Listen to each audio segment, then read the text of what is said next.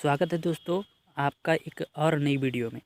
हम लोगों ने इस चैप्टर का फर्स्ट पार्ट में जाना था अलैंगिक जनन के बारे में।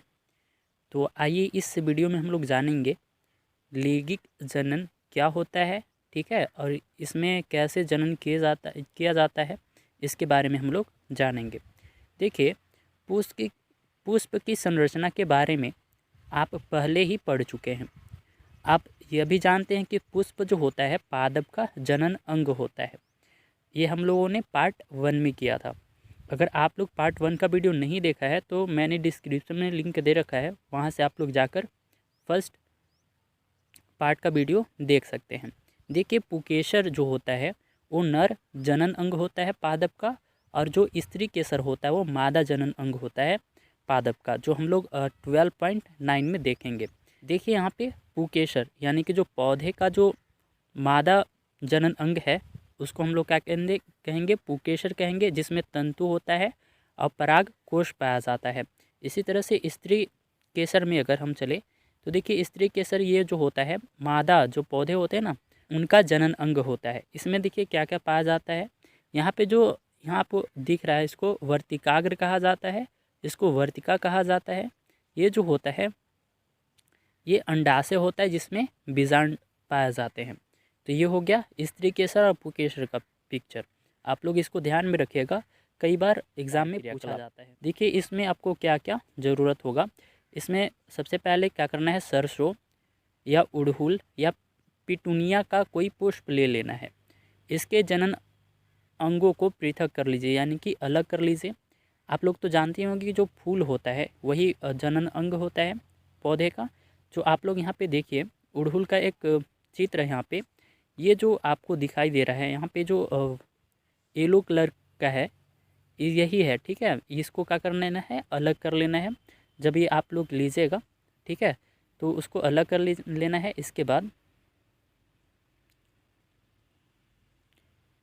क्या करना है, पुकेसर और स्त्री के विभिन्न भागों का अध्ययन कीजिए। ऐसे पुष्प जिनमें या तो केवल पुकेसर अथवा केवल स्त्री केसर उपस्थित होता है उसको हम लोग क्या कहते हैं, एक लिंग पुष्प कहते हैं। एक लिंग पुष्प किसको कहेंगे, जिसमें यानी कि वैसा पुष्प जिसमें केवल पुकेसर अथवा स्त्री केसर उपस्थित होता है उसको हम लोग क्या कहते हैं, एक लिंग पुष्प कहते हैं।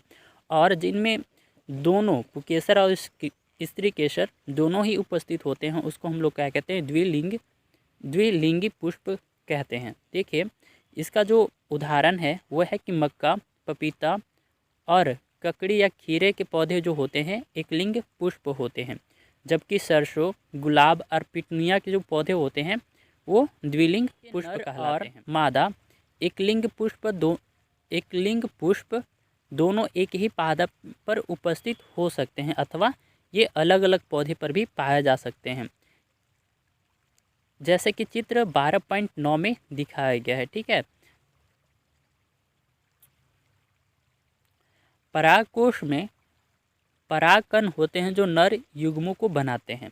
अब देखिए यहाँ पे क्या हो रहा है कि जो परागकोश होता है उसमें परागकण होते हैं जो नर युग्मों को बनाता है। स्त्री केसर में वर्तिका और अंडाशय होता है। अंडाशय में एक या अधिक बीजांड हो सकते हैं, जैसे कि हम लोग अब 12.9 में देखा था। देखिए मादा युग्मक अथवा अंडा का निर्माण बीजांड में होता है। अब जो बीजांड होता है उसी में क्या होता है, मादा का जो अंडा होता है उसका निर्माण होता है। लैंगिक जनन में नर और मादा युग्मों के युग्मन से युग्मनज बनते हैं, जिसको हम लोग आम भाषा में भ्रूण भी कह सकते हैं। वो बनाते दोनों का जो आपस में मिलते हैं तो क्या बनाएंगे, युग्मनज बनाना चाहता है कि परागकण में उपस्थित नर युग्मक किस प्रकार बीजांड में उपस्थिति जो होता है उपस्थित मादा युग्मक तक पहुंचता है, किस प्रकार से वो पहुंचता है, ठीक है। आप लोगों के मन में भी ये सवाल होता है कि जो पेड़ पौधे जो होते हैं, जो पुष्प होता है उनमें फर्टिलाइजेशन कैसे होता है। देखिए परागकण के बारे में हम लोग पढ़ेंगे। देखिए सामान्यतः परागकणों में दृढ़ सुरक्षात्मक आवरण होता है, यानी कि जो बाहरी का घेरा होता है ना वो बहुत ज़्यादा मजबूत होता है, इससे उनकी रक्षा होती है, जो उन्हें सूखने से बचाता है। क्योंकि परागकण हल्के होते हैं अथवा वायु अथवा जल द्वारा यहाँ से वहाँ ले जाए जा सकते हैं। पुष्पों पर बैठने वाले कीटों के शरीर पर परागकण चिपक जाते हैं। अब ऐसा भी होता है, कई बार देखे होंगे कि बहुत सारे कीट जो होते हैं फूलों पर मंडराते रहते हैं, तो जब वो फूल पर बैठते हैं तो उनके शरीर पर क्या होता है, परागकण जो होते हैं वो चिपक जाते हैं और एक स्थान से दूसरे स्थान तक चले जाते हैं, यानी कि कह सकते हैं कि एक फूल से दूसरे फूल तक पहुंच जाते हैं। जब कीट उसी प्रकार के किसी अन्य पुष्प पर जब बैठते हैं तो पुष्प के वर्तिकाक पर कुछ परागकण गिर जाते हैं। अब ऐसा होता है जब वो एक पुष्प से दूसरे पुष्प पर उसी प्रकार के पुष्प पर बैठते हैं तो उसमें जो उनके शरीर पर चिपके हुए जो परागकण होते हैं वो दूसरे पुष्प पर गिर जाते हैं। परागकणों का परागकोश में से पुष्प के वर्तिकाक पर स्थानांतरण, इसको हम लोग क्या कहेंगे, परागगण कहलाता है। इसको आप लोग ध्यान में रखिएगा कि एक पुष्प से दूसरे पुष्प तक पहुँचने वाला जो प्रक्रिया होता है उसको हम लोग क्या कहेंगे, परागगण कहेंगे। यदि परागकण उसी पुष्प के वर्तिकाक पर गिरते हैं तो इसे हम लोग क्या कहते हैं, स्वपरागण कहते हैं, जैसा कि चित्र 12.101 में दिखाया गया है। जबकि पुष्प के परागकण उसी पादप के किसी अन्य पुष्प के वर्तिकाक पर गिरते हैं तो उसे हम लोग क्या कहेंगे, पर परागण कहते हैं, जो चित्र 12.10 ए और बी दोनों में दिखाया गया है। तो हम लोग देखेंगे 12.10 का चित्र क्या है, इसमें देखेंगे। देखिए यहाँ पे क्या है कि स्वपरागण में क्या हो रहा है कि एक ही जो परागकण होते हैं एक ही पुष्प पर गिर रहे हैं। यहाँ पे क्या हो रहा है, पर परागण में कि यहाँ इस फूल से क्या हो रहा है, परागकण दूसरे पुष्प पर जाकर गिर रहे हैं, तो इसको हम लोग क्या कहेंगे, पर परागण कहेंगे। आगे चलते हैं तो देखिए अगला है निषेचन।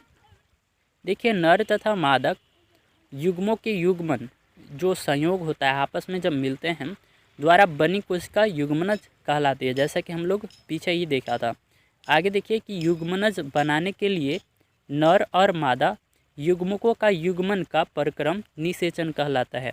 और इस प्रक्रिया को क्या कहेंगे, हम लोग निषेचन कहेंगे, जैसा कि 12.11 में दिखाया गया है।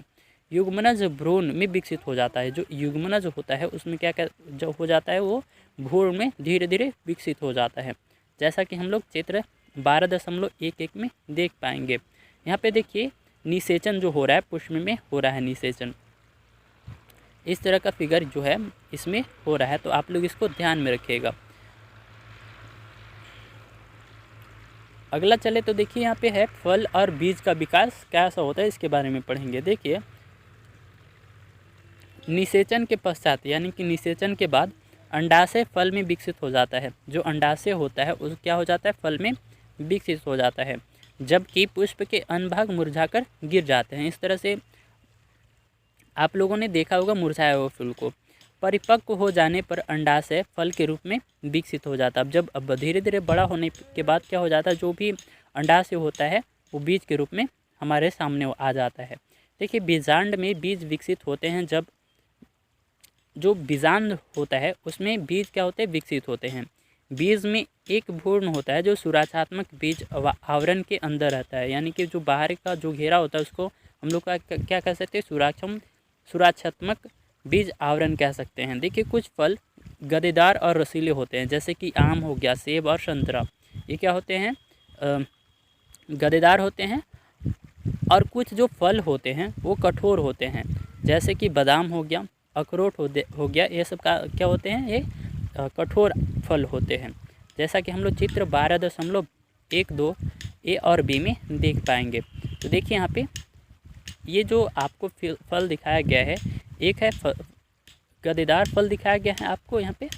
ये जो फल दिखाया गया है यहाँ पे आपको ए और बी में, ये आपको एक जो है गदेदार फल दिखाया गया, ये है। अभी एक जो दिखाया गया आपको कठोरीकरण। देखिए प्राकृतिक में एक ही प्रकार के पादप विभिन्न स्थानों पर उगे हुए पाए जाते हैं। ऐसा नहीं होता है कि आम के पौधे लगे हुए तो सारे जगह आम के पौधा लगा हुआ है उसमें, और कहीं देखिए शीशम का हो गया, बबूल का हो गया, यानी कि बहुत अलग अलग स्थानों पे उगे हुए होते हैं। ऐसे बीजों के विभिन्न स्थानों पर परिकरणन के कारण होता है, यानी कि एक स्थान से दूसरे स्थान तक ले पंछियों द्वारा, वायु द्वारा या फिर जल के द्वारा चले जाने के कारण होता है।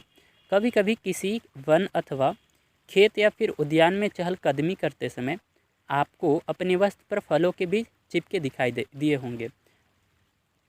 क्या आपने कभी यह जानने का प्रयास किया है कि ये बीज आपके वस्त्र पर कैसे चिपक जाते हैं?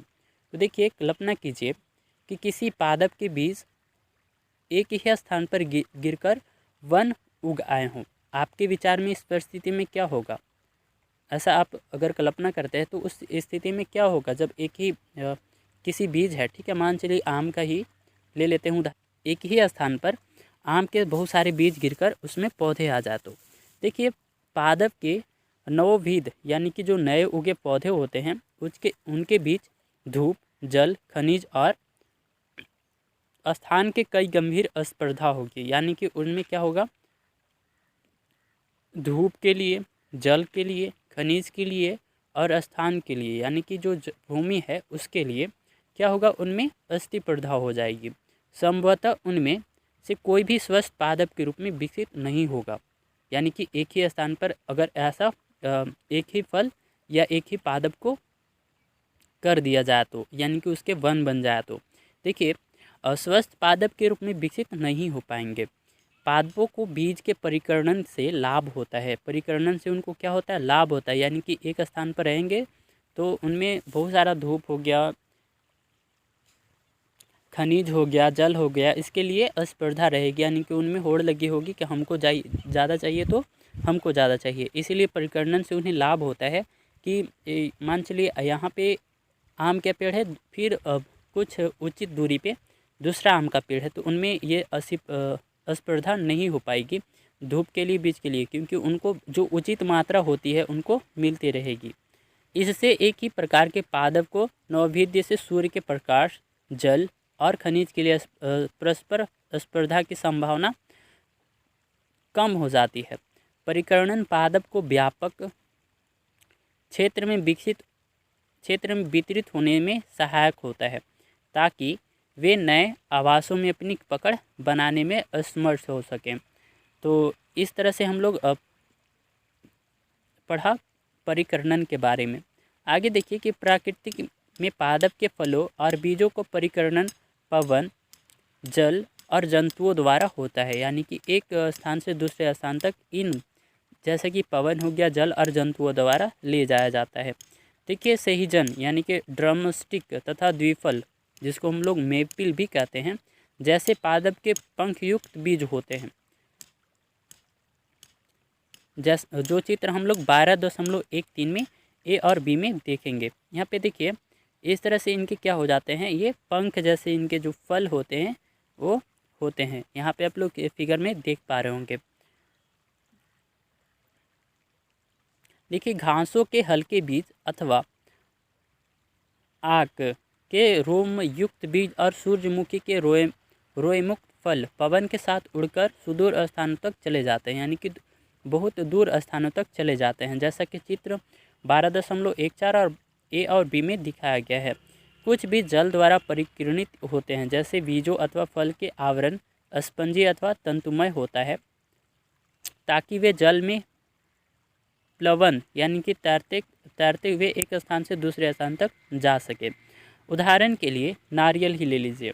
कुछ बीज जंतुओं द्वारा परिकीर्णित होते हैं, विशेष रूप में कंटनी यानी कि कांटेदार जो बीज होते हैं वो एक स्थान से दूसरे स्थान तक कैसे चले जाते हैं, पानी के सहारे तैर कर चले जाते हैं। हम लोगों ने उदाहरण लिया था कांटेदार बीज का, जिसमें हुक जैसी संरचना होती है, जिसमें बीज जंतुओं के शरीर में चिपक जाते हैं और दूरस्थ स्थानों तक ले जाए जाते हैं, यानी कि दूसरे स्थान तक पहुंचा दिए जाते हैं। उदाहरण है जैसे उरेना, जेनिथीनियम, जैसे 12.15 में दिखाया गया है। इस तरह से जो है इसको जेरेथ पौधे के फल झटके के साथ फट जाते हैं, जिसके अंदर स्थित बीज परिकीर्णित हो जाते हैं। बीज जनक पादप से दूर जाकर गिरते हैं, यानी कि जब जैसे कि इसमें उदाहरण हो गया एरंड और वाल्मस के पादप में ऐसा होता है, यानी कि झटके के साथ वो फट जाते हैं और उसके बीज जो होते हैं इधर उधर बिखर जाते हैं, जैसे कि यहाँ पे आप लोग चित्र में देख पाए होंगे। यहाँ पे देखिए, ये जो है यह है वाल्मस का चित्र और एरंड का चित्र, जो झटके से बिखर जाते हैं इसके बीज और एक स्थान से दूसरे स्थान तक चले जाते हैं। इस तरह से आज का जो पार्ट 2 है वो कंप्लीट होता है। अगर आप लोगों को कहीं समझ में नहीं आया हो तो कमेंट में ज़रूर बताइएगा, मैं प्रॉब्लम सॉल्व करने की कोशिश करूँगा। मैं मिलता हूँ आप लोगों से अगली वीडियो में, तब तक के लिए धन्यवाद।